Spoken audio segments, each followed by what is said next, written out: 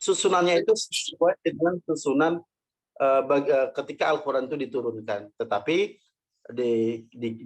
di kitab ini menggunakan metode tartibul mushaf ayat per ayat. Yang kedua, yang kedua, tahlilu tilkal ayati kalimatan kalimatan. Merinci ayat-ayat itu kalimat per kalimat. Nah, idza kana fiha ikhtilafun bainal qurra, apabila pada kalimat itu ada ikhtilaf antara para qurra, sawa'un kana fima yata'allaqu bi usulil qiraat, baik perbedaan itu berhubungan dengan kaidah usuliyah atau fi farshil huruf, atau perbedaan itu terkait dengan farshil huruf ma'al istishhadi bi abyati minasyatibiyah. Jadi diuraikan kalimat per kalimat bagaimana cara Imam Tujuh dalam membaca kalimat tersebut. Kemudian jika memungkinkan itu disertakan dalil syatibiyahnya. Jadi nanti kita akan ketemu tuh di kitab ini dalil-dalil syatibiyah yang digunakan oleh penulis ini. Dalam hal ini adalah Ustadz Ahsin dan Ibu Ramlah. Nah, wa idza sabaqa bayanu tilkal usul, kalau sudah lalu penjelasan kaidah usul itu fil mawadhi'is sabiqati, di tempat yang lalu, misalnya mim jama sudah dijelaskan atau munfasil sudah dijelaskan. Nah, maka kemungkinan tidak dijelaskan lagi. Beliau hanya mengatakan qulna jaliyun, permasalahan ini sudah jelas, au zahirun, atau permasalahan ini sudah nampak, au wadihun, atau sudah jelas, au sabaqa bayanuhu qariban, atau telah lalu penjelasannya itu, au ma ila dzal, dan lain sebagainya. Artinya, kalau ada kaidah-kaidah usul yang memang sudah terulang-ulang, maka memungkinkan kalimat tersebut atau kaidah usul tersebut itu tidak diulang lagi penjelasannya. Hanya diberikan keterangan jaliyun, sudah jelas, artinya sudah maklum gitu. Makanya teman-teman, sebisanya bahwa kaidah-kaidah usul yang sering kita temukan, yang sering kita lihat di beberapa ayat itu kalian harus sudah paham betul ya. Seperti mim jama, mad wajib mustasil, mad wajib munfasil, mad badal, dan lain sebagainya. Itu kan sering kita temukan. Nah, itu sudah, saya rasa itu teman-teman harus sudah di luar kepala, sudah tahu bagaimana Imam Tujuh dalam membacanya, dan kalian pun harus tahu bagaimana cara mempraktekannya. Karena teori dan praktek itu harus selalu berjalan beriringan, tidak bisa satu persatu. Nah, kemudian wa naktafi bi tashkilil kalimati, lanjutnya halaman selanjutnya, Asya. Wa naktafi bi tashkilil kalimati, dan kami cukupkan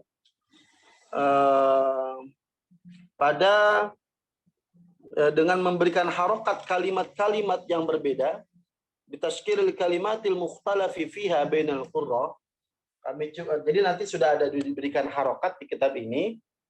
Walam nuwaddih bibayani, dan kami tidak jelaskan dengan menjelaskan tata cara kalimat itu. Misalnya bacaan yukadzibun sudah diberikan, nanti di kitab itu sudah diberikan harokat yukadzibun. Tidak perlu dijelaskan ya-nya dibaca doma, pokoknya langsung diberikan harokat biar kita langsung bisa membacanya tanpa dijelaskan tata caranya. Maka dikatakan walam nuwaddih bibayani kaifiyatin nutqi bitilkal kalimat. Apa tujuannya? Tashilan lil qari, untuk mempermudah bagi pembaca. Wa qad sabaquna fi wad'i hadzal uslubil akharuna ghairuna. Dan sungguh telah melakukan hal yang sama kitab-kitab atau para ulama-ulama terdahulu selain kami. Jadi kitab-kitab jamak atau kitab-kitab qiraat pun melakukan seperti itu. Jadi tidak dijelaskan tata caranya secara rinci, langsung pada intinya. Kalau bacaan yukadzibun langsung ditulis yukadzibun. Atau bacaan yukhadi'una Allah walladzina amanu wa ma yukhadi'una langsung diberikan harokatnya. Itu cara yang kedua. Bisa dipahami ya teman-teman ya? Insyaallah bisa ya. Nah, yang ketiga, ya Pak. Salisan, bayanu wad'i usulil qiraati sawa'un kanat fi suratil jadawil aw ghairiha. Yang ketiga, metodologi yang digunakan di kitab ini adalah menjelaskan tentang usulul qiraat baik dalam bentuk jadwal, tabel-tabel atau bukan tabel. Nanti kita akan temukan beberapa tabel-tabel yang dibuat oleh penulis dalam rangka mempermudah kita untuk mereview. Saya rasa ini tingkatannya, teman-teman di semester 7 ini adalah tingkatannya itu untuk mereview, memurojaah kaidah-kaidah usul yang kalian sudah pelajari di semester-semester sebelumnya. Di sini diperkuat lagi dengan adanya kitab ini. Jadi kita mengulang-ulang lagi yang sudah dijelaskan oleh dosen-dosen sebelumnya. Yang keempat, wad'u kaifiyati jam'il qira'ati sab' tahta unwan tatbiq jam'il qira'ati 'ala an-nahwi tali. Yang keempat, membuat tata cara jamak qiraat 7 dengan judul mempraktekkan tatbiqu, mempraktekkan jamak qiraat dengan langkah-langkah berikut ini. Awalan, yang A, al-ibtida'u biqaluna. Memulai dengan qalun. Nah, ini sini ya. Kemarin juga saya sudah jelaskan ya di yang PowerPoint itu bahwa ketika kita menjamak qiraat itu adalah kita mulainya dengan qalun. Qalun wajah pertama tentunya. Karena kenapa? Karena qalun posisinya ada di perawi pertama dari imam yang pertama. Ya kan? Jadi qalun menjadi standar pertama yang wajah pertama. Nah, nanti kan kalau qalun misalnya ada 4 wajah, berarti wajah pertamanya itu yang menjadi yang dibaca pertama. Bukan bacaan hafaz ya, tetapi bacaan qalun. Mempertimbangkan karena qalun menjadi perawi pertama dari imam yang pertama, yaitu Imam Nafi'. Yang kedua, yang B, wa idza kana hunaka may yuwafiqu qira'atahu sawa'un minal qurra'i aw minar ruwati qulna wa daraja ma'ahu aw wafaqa ma'ahu fulanun wa fulanun. Apabila di sana ada yang sama bacaannya, baik itu bacaan qori atau bacaan rawi, maka kami katakan wandaraja ma'ahu, atau dengan istilah wawafaqa ma'ahu fulan.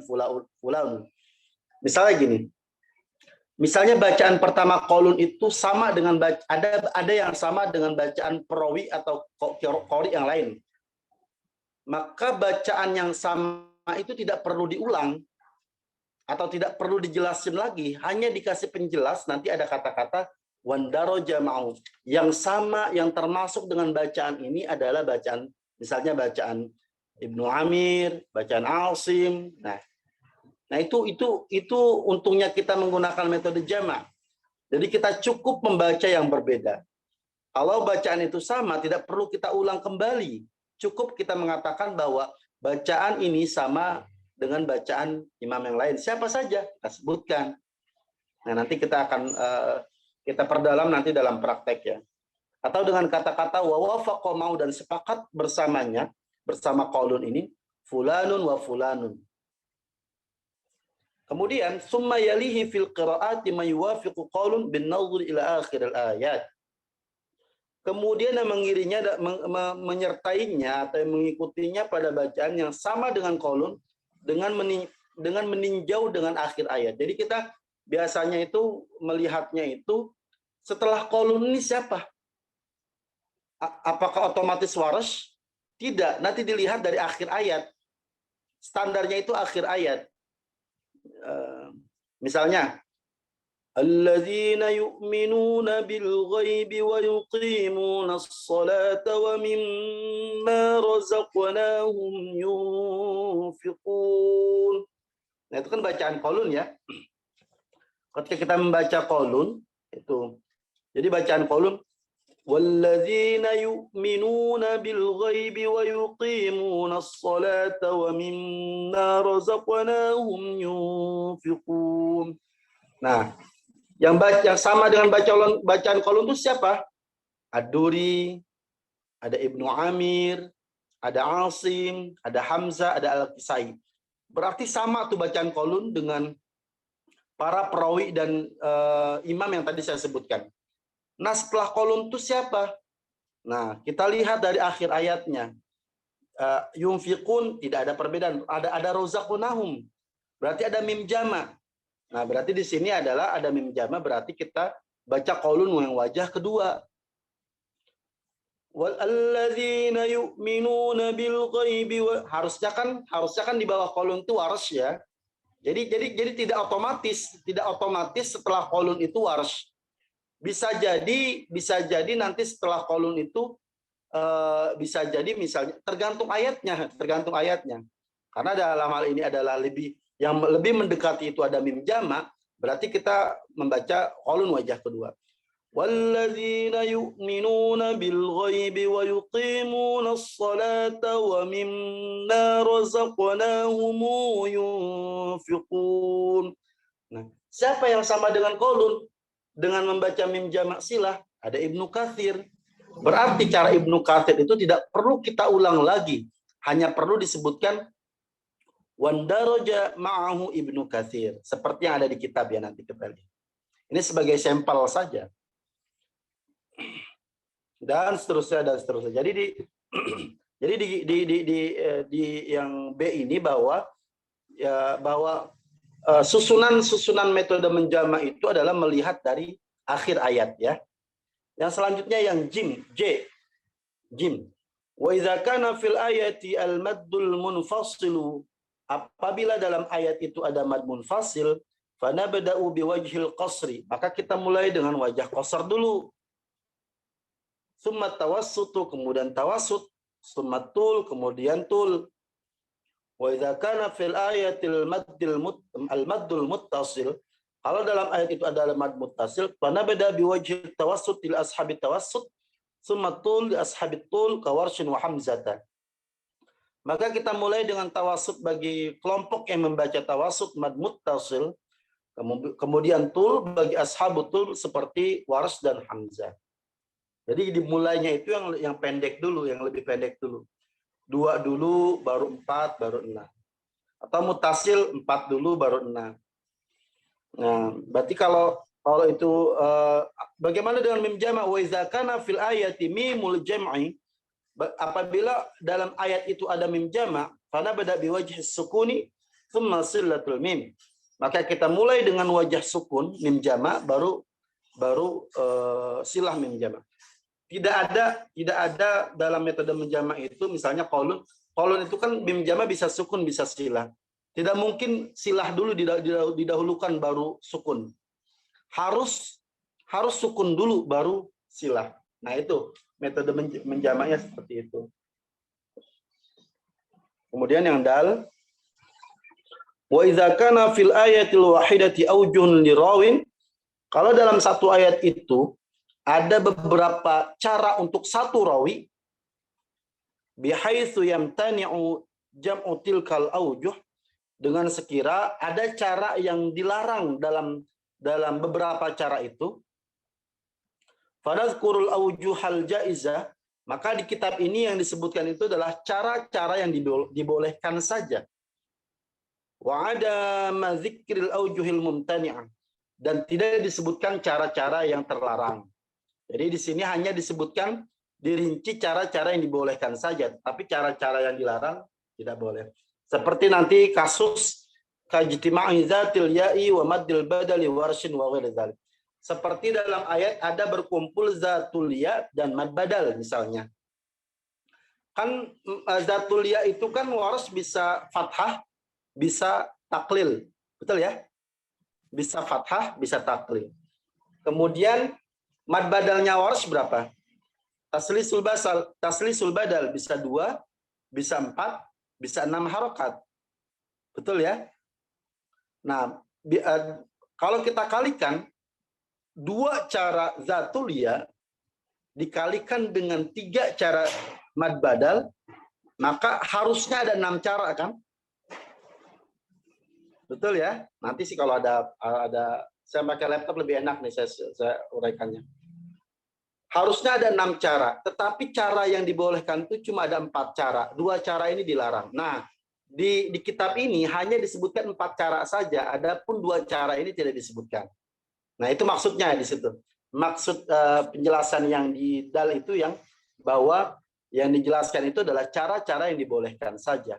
Adapun cara-cara yang tidak dibolehkan itu tidak disebutkan dalam kitab ini. Mudah-mudahan bisa dipahami ya. Satu lagi yang H. Kalau ada pertanyaan dicatat aja dulu, nanti saya beri kesempatan. Wa idza kana fil kalimatil wahidati aujuhun liqra'in mutaaddidatin. Kalau dalam satu kalimat ada beberapa cara bagi imam-imam qari yang berbeda-beda. Mislu al-maddul muttasil, seperti mad muttasil. Fa nabda biqari'in sabiqin fi tartibil qira'is sab'ah. Maka kami mulai dengan qari yang lebih dulu dalam susunan imam 7. Kama dzakarahu al-Imam Syatibi, sebagaimana menyebutkan Imam Syatibi, ibtida'an min Nafi', memulai dengan Imam Nafi', kemudian Ibnu Katsir, kemudian Abi Amr, Ibnu Amir, kemudian Asim, Hamzah, dan Al-Kisai. Jadi susunan-susunan nama-nama imam yang kalian sudah hafalkan itu adalah ini berguna di samping kalian nanti mempermudah kalian dalam memahami tentang al-baqun. Nah, ini juga mempermudah kalian nanti dalam menggunakan metode menjama. Seperti kasus mad muttasil ini. Mad muttasil misalnya. Nanti bagaimana cara menyusunnya apa ya? Tentunya ini berlaku susunan imam-imam qiraat sesuai dengan apa yang dilakukan oleh Imam Syatibi. Nafi lebih dahulu, Ibnu Katsir, kemudian Abu Amr, Ibnu Amir, Asim, dan Hamzah, dan Al-Kisai. Nah, hadza wa qad istafadna fi waqti hadzal kitab min kutubil qiraati sab'ah. Ini dan kami mengambil faedah dalam menyusun kitab ini itu dari sumbernya itu adalah dari kitab-kitab qiraat 7. Dari mana beliau mengambil atau merujuk? Itu mislu kitab Hirzul Amani wa Wujud Tahani lil Imam Asy-Syatibi. Seperti kitab Hirzul Amani wa Wujud Tahani lil Imam Asy-Syatibi. Atau yang kita kenal dengan matan Asy-Syatibiyah. Nah, itu rujukan utama beliau dalam menyusun kitab ini. Wa min muallafati syuyukhina, dan juga yang dijadikan rujukan oleh guru kita Ustaz Ahsin itu karya-karya gurunya. Contoh kitab Al-Budur Zahira fil Qiraatil Ash Al-Mutawatirah li Syekhina Abdul Fattah bin Abdul Ghani Al-Qadi. Ini adalah dosen beliau ketika beliau kuliah di Madinah dulu. Rahimahullah ta'ala wa askanahu fasiq janani. Wa kitab Taqribul Ma'ani fi Syarh Hirzul Amani fil Qiraatis Sab'. Dan juga kitab Taqribul Ma'ani Syarh Hirzul Amani fil Qiraatis Sab'. Wa ghairi dzalika min kutubil qiraat. Dan lain-lain kitab yang lain yang masuk dalam kategori kitab-kitab qiraat. Wa inna, dan kami la ala yaqinin, dalam keyakinan bi anna hadzal kitab, bahwa kitab ini la zala fi hajatin la tadqiq wal bahth, masih butuh untuk dalam penelitian dan telitian. Wa inna, dan kami dan nantazir al malhuzat, kami menunggu masukan-masukan dari para teman-teman mahasiswi atau para teman-teman yang sedang menuntut ilmu qiraat, haitsu najidu ladaihum khata, sekiranya menemukan kesalahan dalam kitab ini secara cetak atau salah yang lain-lainnya, sawaun kana fit taba, baik dalam cetakan atau fil mada, atau dalam substansi materi, pada syukuruhum, maka kami berterima kasih atas ala sani'ihim dzalik, atas perbuatannya itu.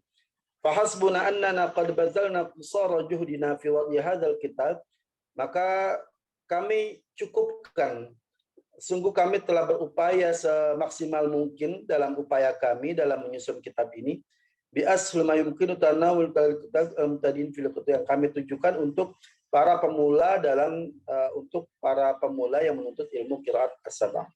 Nas'alullah al-'aliyyal qadir ay yataqabbala 'amalana hadza. Kami memohon kepada Allah yang maha tinggi, yang maha kuasa, agar menerima amal ibadah kami ini, wa yaj'alahu khalisan, dan supaya menjadikan ini menjadi murni, ikhlas karena Allah Subhanahu wa taala, wa yaj'alahu fi sahaifi a'malina, dan semoga kitab ini dijadikan lembaran-lembaran amal kami yang kami tuju pada hari nantilah, pada hari yang tidak bermanfaat harta dan tidak bermanfaat juga anak. kecuali illa man atallaha biqalbin salim. Wa sallallahu ala sayyidina Muhammad wa ala alihi washabihi ajma'in. Jakarta 4 Zulqa'dah 1431 Hijriah atau Oktober 2010 Masehi.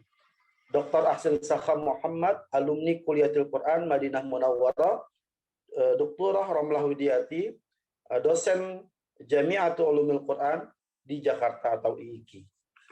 Nah, itu mukadimah yang kurang lebih menjelaskan tentang bagaimana metodologi kitab yang digunakan dalam kitab Manba'ul Barakat fi sab'il qira'at. Sampai sini ada pertanyaan, saya persilakan.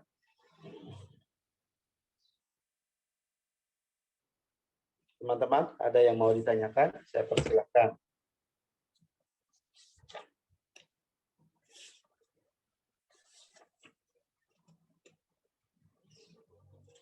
Jadi sebisa mungkin kita memahami dulu secara metodologi yang digunakan dalam kitab ini. Jadi kurang lebih tadi ada apa?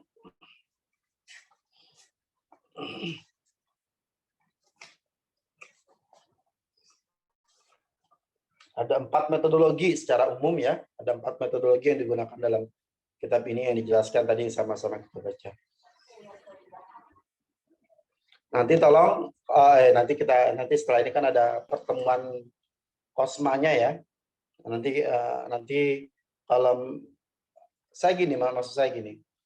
Nanti kan ini mata kuliah ini kan sebetulnya bukan murni saya yang mengajar ya. Sebetulnya kita bisa langsung dapat atau bisa langsung Ustadz Ahsin yang mengajarkan nanti kan. Nanti saya hanya sekedar mendampingi. Jadi kita maksimalkan betul, nanti saya kontak ke beliau. Beliau bisa tidak nanti dengan kesepakatan jadwal yang kita akan buat nanti, biar kita bisa langsung ngaji sama beliau. Itu hal. Jadi kita langsung bisa menggali.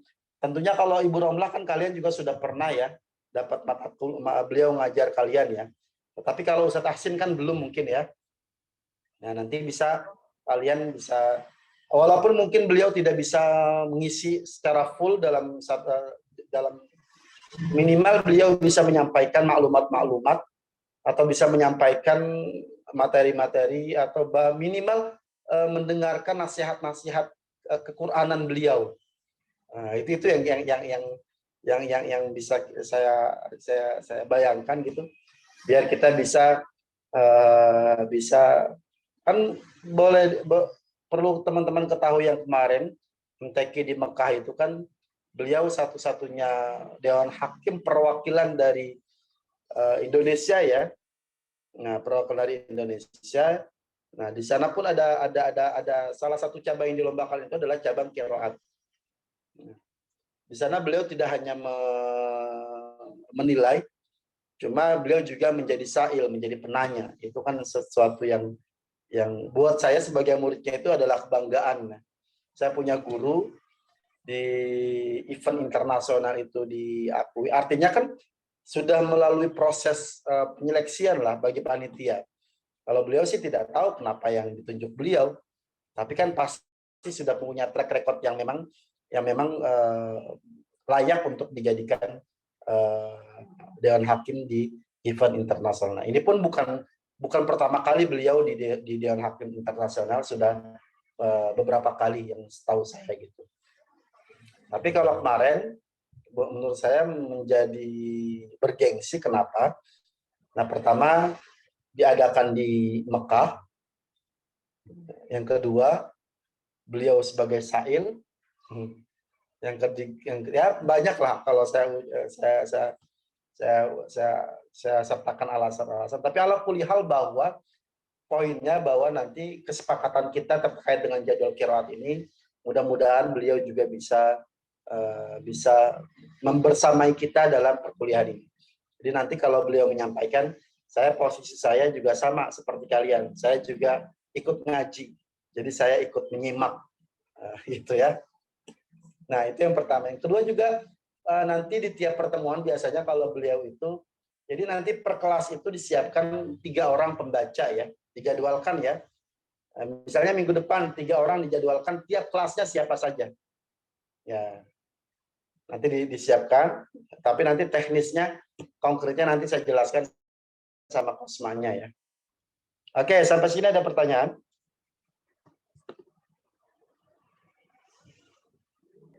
Belum ada, Pak. Nggak ada. Kalau nggak ada ya sudah. Nggak, kita mungkin mulai prakteknya insya Allah minggu depan. Biasanya kalau udah sepi-sepi gini, kuliah sore seperti ini, udah tenaga sisa, ya apa boleh buat. Saya juga tidak mau membebankan kalian untuk menambah materi-materi lagi. Saya rasa cukup. Insya Allah kita lanjutkan di minggu depan. Tolong